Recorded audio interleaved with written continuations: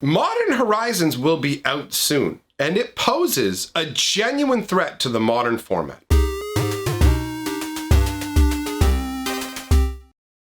Greetings, owners of fine luxury cardboard rectangles, and welcome to my video discussing the impact of Modern Horizons on the modern format, specifically the threats that it poses. Now, some of you may have seen the video I put out a couple of days ago talking about what you could expect from Modern Horizons, and that was a video that was talking about what the set was comprised of, like half reprints, half new things, some of the cards that were in there. So if you haven't watched that video already, I encourage you to go watch it to give you some background information on what the set actually is, and that will help ground you for this discussion about how the set may negatively impact the modern format. So we're looking, if you don't want to go back and take a look at that video, I'm going to paint it in really broad strokes. Basically, it's a new set for Modern that's half reprints. Now, the reprints are all cards that did not exist in Modern before. So these are all cards that are older than Modern, and the other half is something brand new. Cards specifically designed for Modern that have not entered Modern through the traditional path.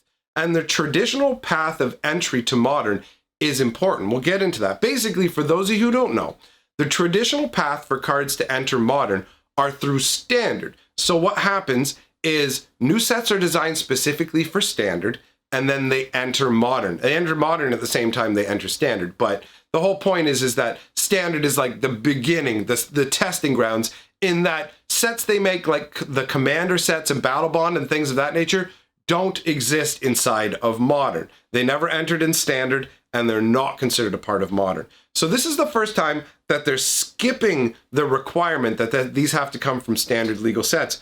But that's one of the threats right there, is the fact that Wizards of the Coast uses a process to test cards for Standard. They have a future league where basically they will play all these different cards against each other, play testing, figuring out where the weaknesses are, what needs to be changed, tweaking the cards, everything of that nature. Now, even with the future league, they still make a fair number of mistakes in terms of making cards they shouldn't. We saw this especially during the Kaladesh blocks. One of the sore spots for Wizards of the Coast in terms of making mistakes are colorless cards, and that's because they can reach out into so many decks. But the point I'm trying to make is that Wizards of the Coast can't accurately gauge what should go into their Standard format all the time, and that's just encompassing 2 years worth of cards. Modern uses cards everything 8th edition and forward, everything with the modern card frame for anybody. I mean, nowadays, people don't even remember the old card frames, but that's how you used to determine what was in Modern, by what has new card frames. So that reaches all the way back to 8th edition. So that's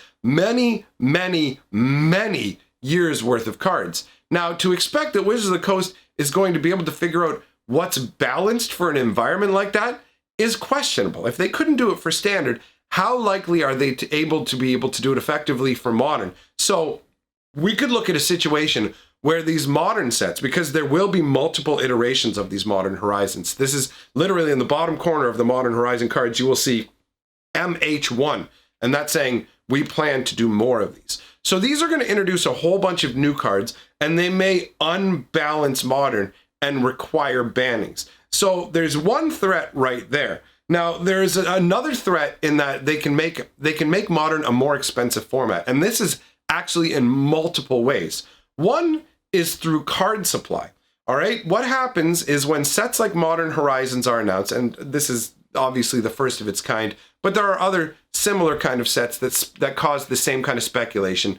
Speculators come in. These are individuals who go, I think this is probably likely, and as a result of this probably being likely, I'm going to purchase these particular cards thinking they're going to go up in value. We've already seen this happen, where a bunch of cards have increased in price, both because people think they will be in Modern Horizons and because they think they won't be in Modern Horizons. So for example, because we know that the fetch lands aren't going to be in Modern Horizons, the price of fetch lands has risen upwards. Now, there are also a bunch of random uncommons and commons like Raking Canopy, Counterspell, that I've seen people trying to hoard them up preemptively, thinking these are going to be printed, well, Rake and Canopy's already in a modern frame, so I don't know why I said that specifically. Ignore that. That's just a card that I saw spike out of nowhere and for some reason came to mind. Counterspell's a better example. But anyways, all you need to understand is that older cards that didn't exist in the modern format that people think will get reprinted are being purchased because they think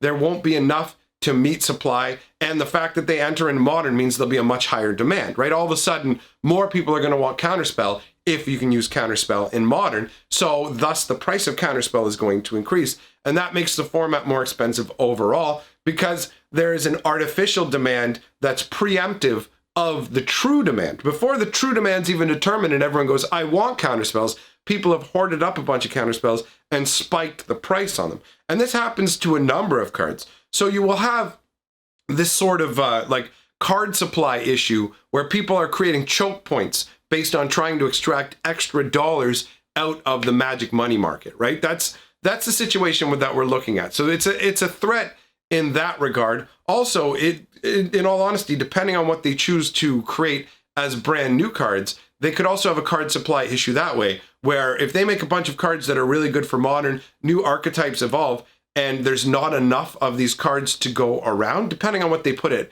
Mythic and things like that, because they can use different rarities to make these cards harder to acquire. So the card supply could end up with a choke-off effect as well, where the cards become more expensive. And we saw this when Tarmogoyf got reprinted in the first, like in the modern master sets. At first, what it actually did was push the price of those cards upward, as someone would get one copy of a Tarmogoyf and go, well, now I want 3 more copies of Tarmogoyf so I can play with it. And they're trying to buy them. So it actually pushes the price of even reprints up. But we're not even dealing with the reprint scenario. We're dealing with brand new cards. So it's a situation where the card supply could be choked off, making prices insane. On top of that, Wizards of the Coast is intentionally making the set essentially twice as expensive as a regular set without much genuine justification for it. When you look at the cost of creating a regular set, you have to create all new cards, you have to come up with the card art, you have to balance it all out, you have to do all of that.